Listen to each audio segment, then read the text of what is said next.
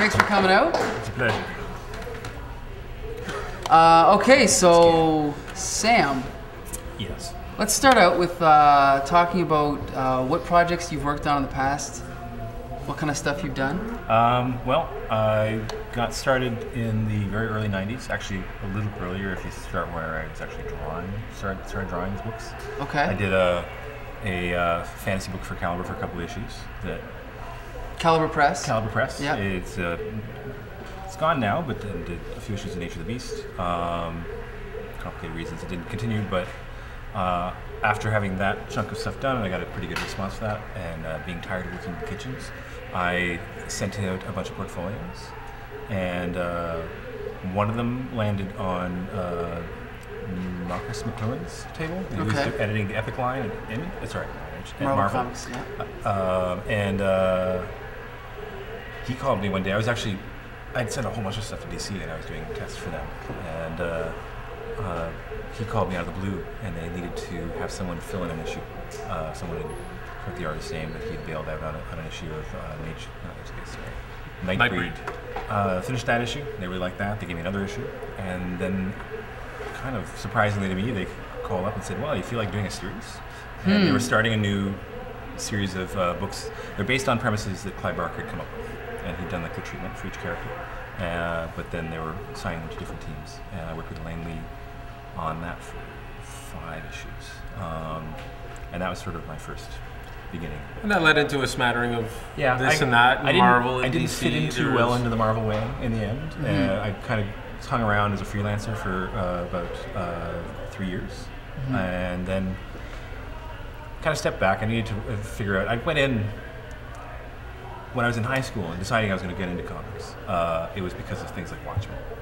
And I believe we reviewed that on the show. And I should go check it out. And it was a sign of, if they were open to this kind of change and this kind of experimentation and evolution and storytelling, that was interesting to me. I had a kind of mixed background. I read superhero comics, X-Men and Spider-Man in the 70s as a kid. My father was in them, but I also, because my father was into underground comics and heavy metal, and we had the old Epic line of magazines and a lot of San Francisco underground stuff from Rip-Off Press. Okay. And a lot of Rick Crumb and stuff like that. So I liked a slightly wider range, and I thought that Watchmen and those other books were a really great indication of a bit of that merging. So now the commercial market. The experience that you got there, did that help you get into what you're doing now, like with Therefore Repent, and you're working on a project now with another writer about? Help me. It didn't help you, but it did it directly. It's kind of, in a way, you could say it's why. I had to because I didn't realize how the business worked, for one thing. I thought I would go in there if you had these ideas and, oh yeah, sure, we'll let you do that. I didn't realize that Frank Miller had been kicking around, or Alan Moore had been kicking around for 10 years or so, doing whatever they were told to do for a while before they were given the reins to do that kind of thing. And then I was also really young. I didn't have the vocabulary to articulate what I wanted to do with an editor. And the editors would treat me like a kid. And oh yeah, sure, whatever, we'll do it. And then they do what they want to do. And so that it turned me off for a while. I went off and did some animation, did some illustration. I had to think a lot about if I wanted to do comics. That I had to really seriously have a long think about whether I was up to that. And I finally kind of got back into it in the late 90s. Did some stuff for Paradox Press, the big book series. And I through an amusing story, I ended up landing a book doing Wonder Woman Real Worlds. Real Worlds was a short 4-issue prestige. Yeah, it was like a what if or an Elseworld sort of thing. I think I remember that. The premise was reality-based stories using DC franchises. Okay. So ours was a story about a woman who played Wonder Woman in the 1940s. It's a fictional character in movie serials, black and white serials, right after the war. Okay. And there's a switch, like during the war, the Russians were allies, and there's even a short piece at the beginning of the book about her, with her fighting with this Russian sidekick. They had the Russian sidekick, and then by the end of the book, the Russians are bad guys in our films. But the story is about the blacklist in Hollywood.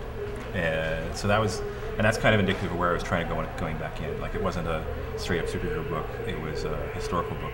There's a superhero device that connects the DC's interest in this, was to do something different with the Wonder Woman character. Yeah.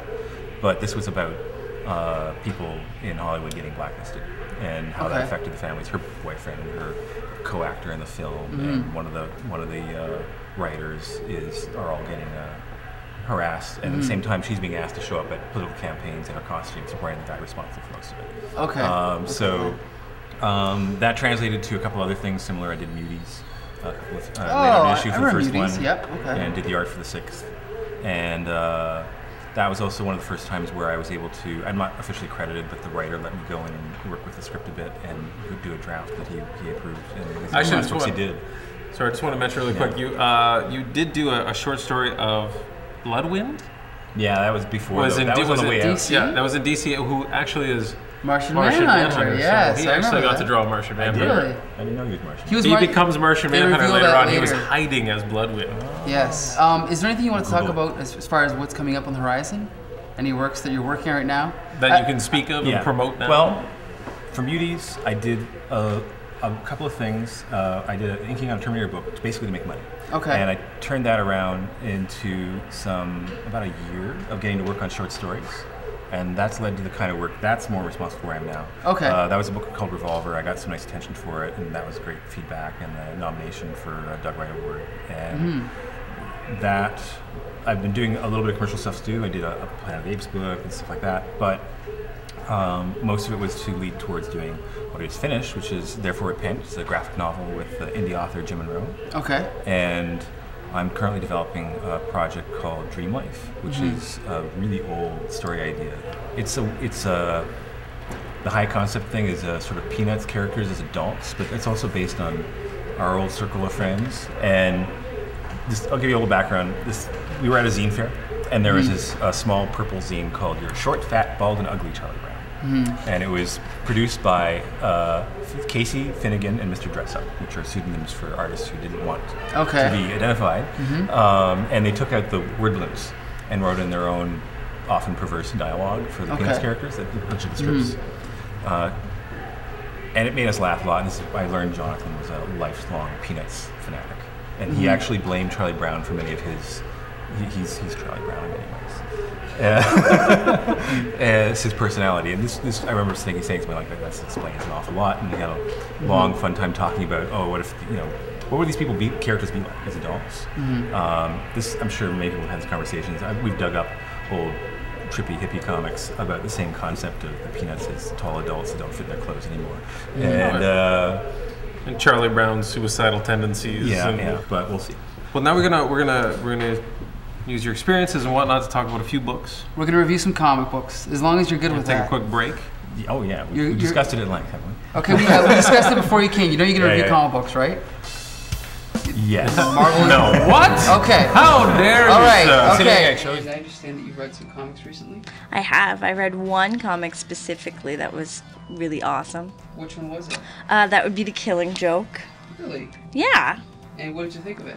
Well, I read it when I was about 13, and reading it again, it was much more graphic than I remembered being that young and reading it. So I would definitely say that if you are under the age of 14, that you need to sit with your parents and have your parents read this comic with you specifically, because it is graphic and I don't want you to be scarred for life. I think you should pick it up because it is a fantastic story. It's one of the best portrayals of the Joker that I've read in a long time, and I have read a lot of Batman comics, and I would definitely recommend that you pick it up and that you don't read it in the dark, because I read it late at night in the dark, and then I had nightmares about this really creepy Joker looking guy with entirely large fangs for his face.